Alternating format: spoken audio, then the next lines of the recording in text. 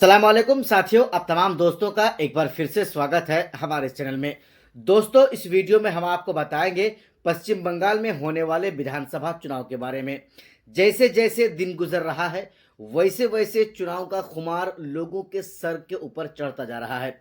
लोग हर चौक चौराहे में, गली मोहल्लों में, चाय की दुकानों में बस चुनाव ही चुनाव का चर्चा कर रहे हैं और ये अपने आपस में ये डिसाइड कर रहे हैं, ये फैसला ले रहे हैं कि इस बार पश्चिम बंगाल में पश्चिम बंगाल का अवाम किसे अपना सरकार बनाने जा रही है। सबसे बड़ा सवाल यह है, चूंकि एआईएमआईएम पार्टी पश्चिम बंगाल में अपनी किस्मत आजमा रही है और फाइनली 10 सीटों का तो उन्होंने ऐलान भी कर दिया है। हालांकि 10 सीटों में उम्मीदवारों का ऐलान तो नहीं किया है, लेकिन उन तमाम के तमाम यानी 10 विधानसभा सीटों के नाम की लिस्ट को जारी किया है, जिसको लेकर के वो कह रहे हैं कि इन तमाम विधानसभा सीटों पर हम चुनाव लड़ेंगे, यानी हमारा जो उम्मीदवार होगा वो चुनावी मैदान में होगा। लेकिन साथियों, अभी तक फाइनल नहीं हुआ है कि कितनी सीटों पर एमआईएम पार्टी अपना उम्मीदवार पश्चिम बंगाल में उतारने जा रही है।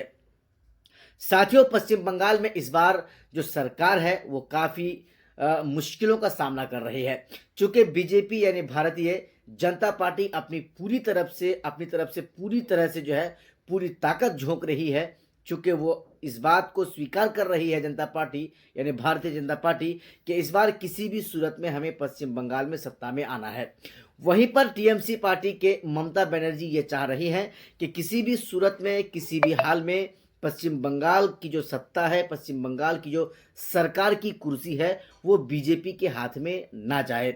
साथियों, इसी को लेकर के वहाँ पर लड़ाई है, जंग चल रहा है। हालांकि 23 अप्रैल और 29 अप्रैल को चुनाव खत्म हो जाना है। 2 चरणों में पश्चिम बंगाल में विधानसभा का चुनाव होना है।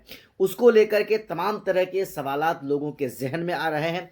अब लोग जो है आहिस्ता आहिस्ता सभी के जो बड़े बड़े सभाएं हो रहे हैं उन सभाओं में शामिल हो रहे हैं और एक तरह से अपने माइंड में इस बात को सेटअप कर रहे हैं कि भाई साहब, इस बार हमें चुनाव किसको करना है। अब इस बार सबसे बड़ा जो रोल रहेगा पश्चिम बंगाल में मुस्लिम वोटर्स का रहेगा। मुस्लिम वोटर्स अगर थोड़ा सा भी, ज़रा सा भी ममता बनर्जी के पास से हटा तो साथियों, पश्चिम बंगाल में बीजेपी की सरकार होना तय माना जा रहा है। ऐसे में क्या सवाल है कि क्या पश्चिम बंगाल का मुसलमान टीएमसी यानी ममता बनर्जी के पास से हटेगा, ये सबसे बड़ा सवाल है। वहीं पर इसी बात को लेकर के एमआईएम पार्टी भी चुनाव लड़ रही है। जनता उन्नयन पार्टी यानी हुमायूं कबीर साहब भी अपनी पार्टी को जो है चुनाव लड़ा रहे हैं। तो कुल मिलाकर कहीं ना कहीं मुसलमान के जो वोटर्स है उसमें सेंधमारी हो रहा है। लेकिन वहीं पर अगर पश्चिम बंगाल का मुसलमान टीएमसी के अलावे अगर ओवैसी साहब के ऊपर भरोसा करते हैं तो ओवैसी साहब तो ज़्यादा सीटों पर चुनाव नहीं लड़ेंगे। एमआईएम पार्टी तो ज़्यादा सीटों पर चुनाव वहां पर नहीं लड़ेगी। हालांकि उम्मीदें तो ये लगाई जा रही है कि एमआईएम पार्टी का खाता वहां पर इस बार खुलने वाला है, चूँकि एमआईएम पार्टी का जो चाहने वाला है वो पश्चिम बंगाल में बड़ा है, ओवैसी के मानने वालों की तादाद बड़ी है। इसी को लेकर के यह अंदाज़ा लगाया जा रहा है कि पश्चिम बंगाल में एमआईएम पार्टी इस बार चुनाव जीत सकती है। भले ही ज़्यादा सीटों पर ना ही जीते, कम सीटों पर जीते, लेकिन जीत सकती है।